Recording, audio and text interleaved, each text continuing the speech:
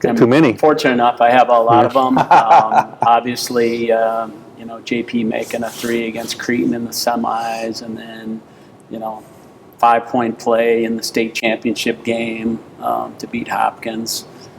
Actually, the next year, in the first round of state, we played Hopkins again, and my best player didn't play, and it was like going into the game, it's like, oh gosh, this isn't good. And we beat him again. That was pretty special, to be quite honest with you. Greg knows this, and Benz knows this. At least I always felt kind of like, little old Lakeville. And then to win a state championship was really cool. But then to turn around and beat Hopkins again was pretty big. It's hard to beat Hopkins. It's really tough to beat them. But I have to also go back to our first state tournament appearance in '95. That was unbelievable. It was. That was a big deal. That was really a big deal for us, and I can remember that was pretty sweet. But yeah, there's been a lot of, and we've had unbelievable comebacks. We've had great games with Eden Prairie. I don't know how many we've talked about that before. It's unbelievable. But even when Tobin was there, the one year they were way better than us, way better, and we were down like 16 points in both games and beat them twice that year, Eden Prairie, and they were like Leroy McFadden and Kapsner and Foreman, Totley and Foreman, and I mean you can just list them all up. We had no business, and it was we just always had great games with Eden Prairie, and it's continued on to this day actually, which is pretty bizarre. Well, Oxton, he keeps a straight face. You win a game, and I think we're all kind of like that. Win the game, you're humble, and then he goes around the corner, and I come in there, and he's like, I'll never forget that when we were at Eden Prairie, that little doorway. That's what I think about. Every time I walk in that gym, I think about the high five from Oxton. Beating Eden Prairie was pretty sweet.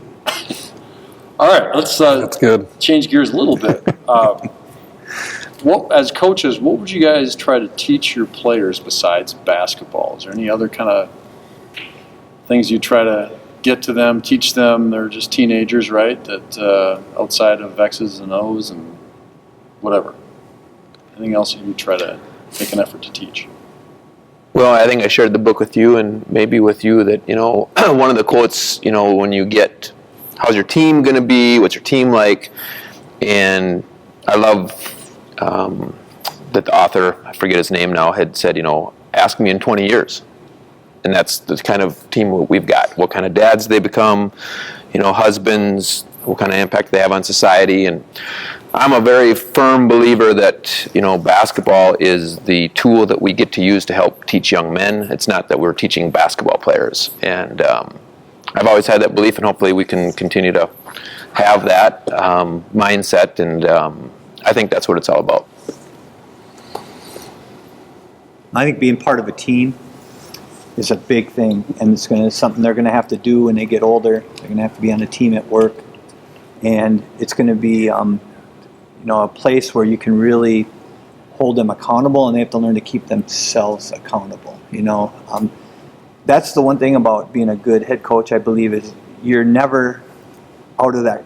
You're always in the uncomfortable zone of confronting your players about being better people, about being better in school, about showing up on time, about, okay, you didn't make the bus, so you're not playing today.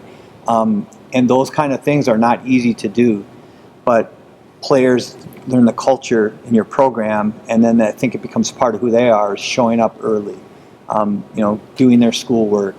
And sometimes it's a battle with some kids, but I think that's something that they can take with them the rest of their lives. And it's, if they're lucky that they're on a team where somebody does hold them accountable. Some of the kids that I've had through the years, rich or poor, weren't held accountable at home. And all of a sudden now they're in an environment where they are. And that's tough for them. And I think that's something that, as coaches, we can really help them in that way.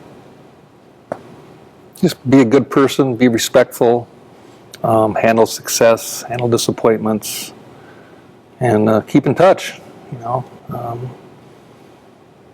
John? I would say the big things for me are a team atmosphere, resilience, and I really think a huge part of, what we try to do anyway is discipline in a lot of different ways. I just think that, to be successful and stuff like that, you've got to be very disciplined in how you go about things. And, so I guess those are main things. But to me, huge is the team thing.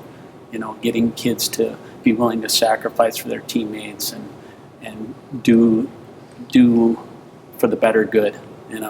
It's not about you, it's about this team. And, I think that's a huge lesson that kids can learn.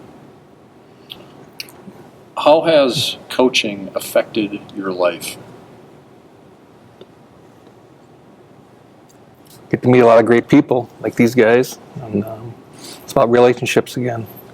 You run across a lot of people, not just in coaching but teaching. You run into former students, former players. I figured I taught 35 years and had like 20,000 students, so you affect a lot of people, and it's amazing what they remember sometimes over the years. Yeah.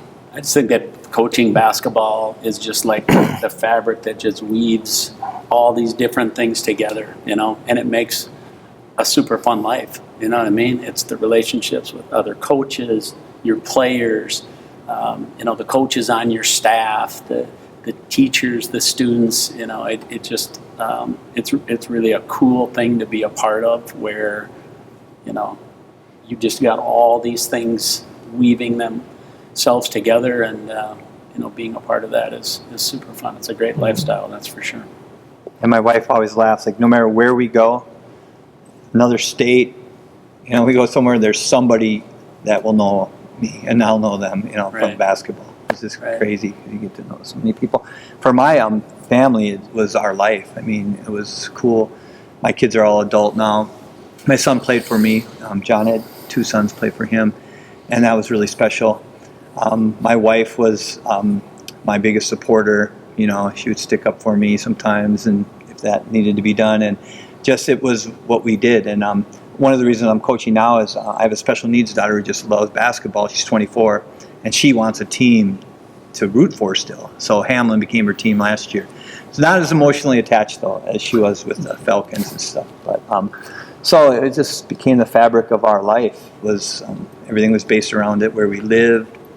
All the time I was gone. John and I also, we coached our son's traveling teams, 2 teams. I did that for 10 years. I coached my daughters and my son, and so that became a part of just what we did.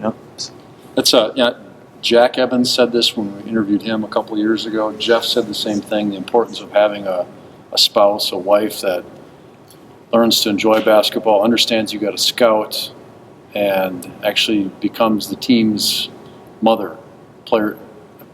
Was it kind of like that for you guys, or has it been like that, having a partner there that's understanding and becomes a big fan of the program and the team? Mine did the scorebook, so she had to sit with the parents. So Yeah. That's why she did. that's why she didn't know. That's one reason. Yeah, they're a big part of it for sure. And taking the kids to the games and diapers, and my son grew up running around our balcony up there, and I mean, I think it would be very challenging and difficult to do if your wife wasn't into it, but I mean, just every family's different too, so. It definitely becomes a way of life, no doubt about that. No, I think you made a good point. It's your lifestyle, and what an awesome lifestyle it is, especially if your wife and family is Embrace it. and you're all in it together. And there's lots of hardships, as we know. Absolutely. Lots of conversations, lots of what's more important, those things. And then, at least in my life, it's been over time. It's a very significant part of our lives. Well, my wife was like, every decision I ever made in basketball, I bounce it off of her first. She's like my life coach. Defense and offense too, or? Not technical things, Oh. but, Just making sure. dealing with people. Let our son shoot more. Yeah. Play my son more? Did you get that ever? I got one time. My son, he shot the ball and he kind of short armed it, and I just yelled out there, "Shoot the ball!" That was a major catastrophe. Yeah, he was not happy. Didn't shake my hand or the assistant's hand coming out of the game, which meant my assistant, who's a hothead, kind of went after Isaiah because he's known him since he's been a little kid, and they went after each other. Then we got home, and Diane's like, "What was going on?" And then didn't talk for a few days, and then, but I learned that Catastrophe. that she always took his side. So I tried to not let that happen ever again.